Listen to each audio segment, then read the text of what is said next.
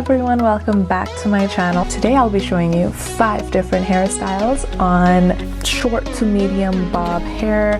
Now, even if you don't have a bob, you can do these hairstyles, so I'm very excited to show you exactly how I do them. What you'll need for this tutorial is transparent elastics. You can use any elastics that you have, but you'll need the small ones. I'm using the transparent ones because then you can't see them, so it just works for me. And you'll need clips. So I have bobby pins here. So here it goes.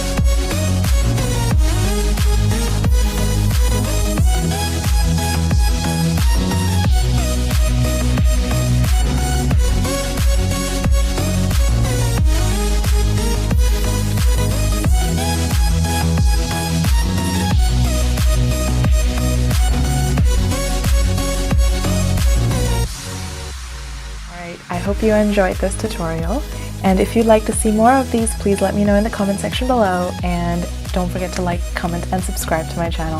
Thank you so much for watching, and until next time.